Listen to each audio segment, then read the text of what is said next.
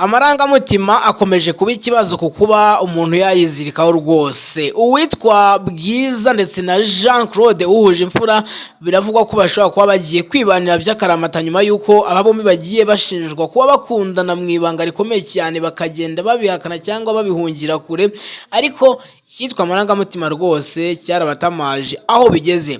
Nyuma y'igihe bivugwa ko Bwiza ndetse na manager we uhuje imfura nyine usanzwe amubera umujyanama mu by'umuziki, aba bombi bavugwa ko nyine baba bakundana ariko bakanga kubyerura ngo bavuge niba ari impamo.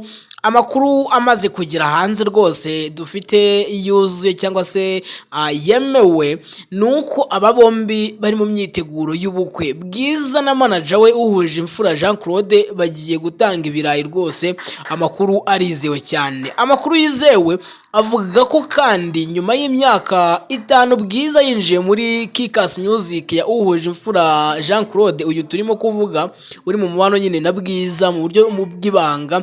Mubano wabo watangiye nk'uw'akazi batangira gukorana nyine by'umuziki, waje kurushaho gukomera kugeza havuyemo urukundo rukomeye. Kuri ubu aba bombi ngo batangiye urugendo rushya rubaganisha ku kuba bibanira by'akaramata.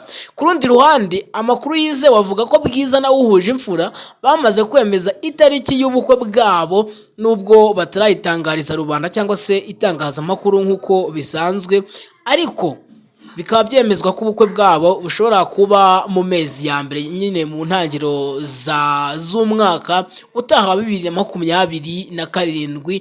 Aba rwose bakaba batanga ibyishimo ku bakunzi babo ndetse abavandimwe babo n'inshuti n'imiryango, bakaba rwose babona ibirori. Tukaba twabona ibirori rwose by'uyu mukobwa w'umuhanzikazi ndetse na manager we uhuje imfura Jean Claude, umwe mu bagabo bafite ifaranga rwose rigaragarira buri wese ugenda abona aba bombi. Rego aya makuru rero aje nyuma y'uko mu minsi ishize uhuje imfura Jean Claude yifashishije imbuga nkoranyambaga agasangiza abamukurikira amafoto ari kumwe n'inkumi, ndetse akemeza ko yabonye umukunzi bagiye gukomezanya urugendo rushya rw'ubuzima. Nubwo bitigeze bigaragara neza ko ari Bwiza, ariko amakuru yagiye agera ku bagiye bacengeza ijisho mu gikari yemeza ko uwo mukobwa yari Bwiza, kandi ari we koko uyu mugabo cyangwa se uyu musore yabwiraga ko ari we mukunzi we bagiye gukomerezanya urugendo urushya rw'ubuzima.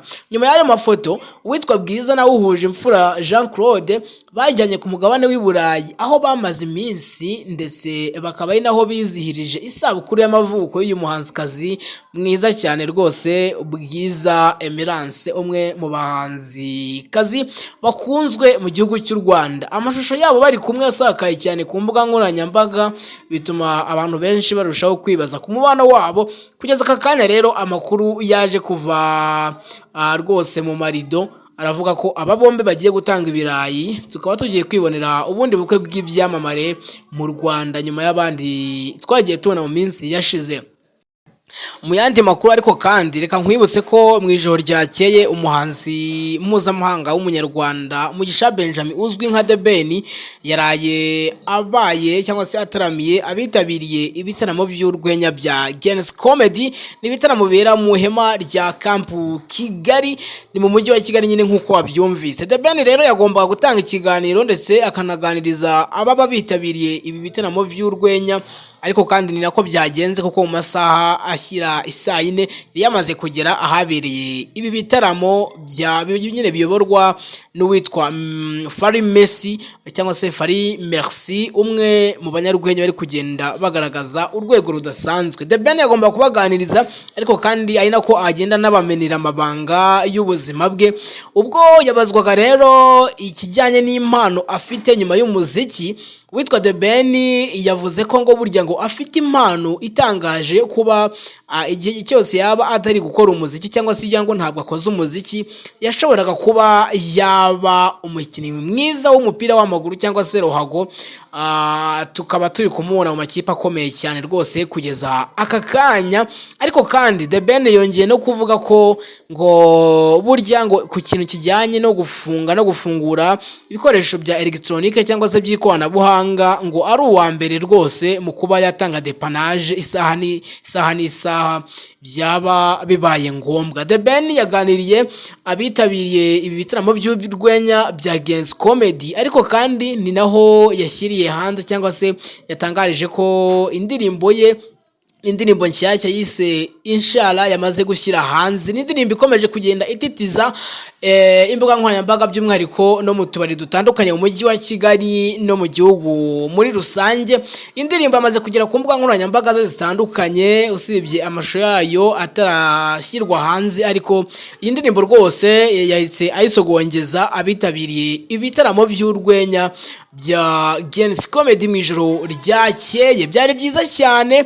Witwa The Ben yanatangarijemo ibintu bitandukanye, aho yavuze ati nyine yabazwaga niba abaye aruhitiramo umwana we w'umukobwa baherutse kwibaruka we n'umufasha we Uwikeza Pamela, bamubaza bati ese niba nyine uyu mwana we aba yari umuhitiramo icyo kuzakora cyangwa se kariyeri ye yamuhitiramo umuziki. The Ben yabihakanye rwose yivuye inyuma, agaragaza ko atari ikintu cyiza yahitiramo umwana we gusumbya ibindi byose.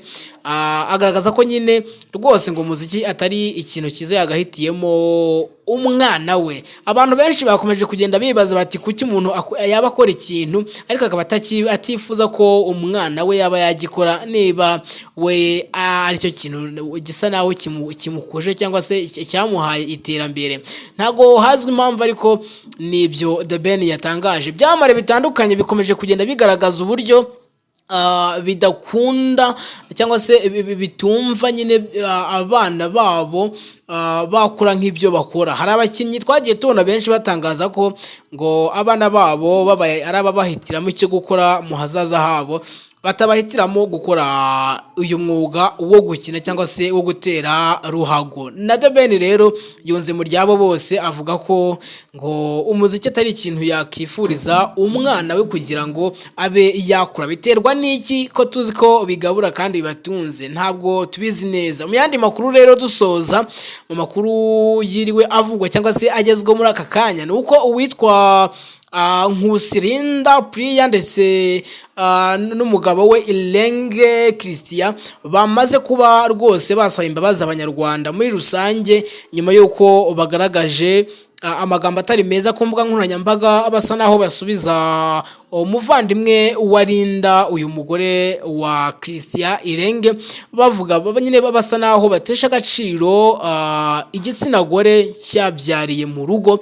Ni amagambo bakoresheje basubizanya n'uyu mukobwa bari bamaze iminsi baterana amagambo. Ndavuga murumuna wa Linda Priya, bari bamaze iminsi baterana amagambo bisa naho umwe ari kwinjira mu rugo rw'undi, ariko nyuma yo kugenzura ibyo byose uyu muryango wa Linda ndetse na Christian bamaze kuba basaba imbabazi abanyarwanda muri rusange, nyine umuryango nyarwanda ndetse n'uyu mukobwa uko baratandukiriye rwose, bakavuga ibitari ngombwa ku mbuga nkoranyambaga. Ibi byose biba ari ibintu nyine birimo ibyaha. Niyo mpamvu rimwe na rimwe iyo umuntu abavumbuye cyangwa se akaba yatahura ko yakoze ikosa akarenga umurongo, ni byiza ko asaba imbabazi. Ni nabwo butwari aba bombi bagize. Yego, ngayo makuru ari kuvugwa cyane rero kugeza aka kanya ku mbuga nkoranyambaga rwose zacu, tuba twababwiye byinshi bitandukanye. Niyo mpamvu nkubwira ngo ujya ku mbuga nkoranyambaga zacu, by'umwihariko kuri WhatsApp channel dufite umuryango mugari wa Dia Wacu TV. Jya wibuka kwinjiramo rwose ubashe kuba wareba ibyo tutavugiye aha, dore ko byose tutabitambutsa aha ngaha, ahubwo aha tukabahereza ibyihutirwa cyangwa se iby'ingenzi ko mumenya mu buryo bw'amajwi, nyine tubisesenguye cyane. Reka nizere ko umeze neza cyane. Iyi ni Dia Wacu TV, ngende Olivier. Imana ibaho umugisha kandi ikomeze intambwe zanyu. Ikintu gikomeye mu buzima buri wese atazi, atamye kandi atigeze amenya, ni ukumenya ahazaza. Ahazaza ntawe utifuza ko haba heza, ariko tujye tuzinikana ko hava mu mahitamo dukora buri munsi. Nk'ubu abantu bahisemo kujyana abana babo mu Ndahirwa Brilliant Academy, uyu munsi baranezerewe kubera ko ubu abo bana ari bo ngero nziza hirya no hino mu bigo by'amashuri mu Rwanda. Ishuri rifite icyiciro cy'inshuke n'amashuri abanza abana biga mu Ndahirwa Brilliant Academy bavuga icyongereza mu rwego ruri hejuru. Iri shuri riherereye mu karere ka Kayonza, umurenge wa Murundi, akagari ka Karambi.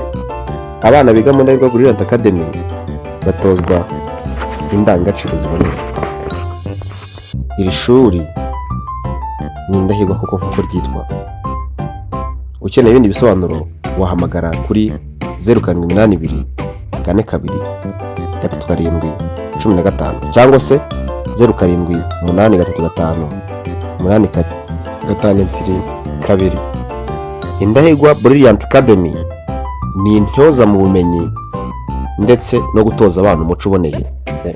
Mu Ndahirwa Brilliant Academy muri Isanga.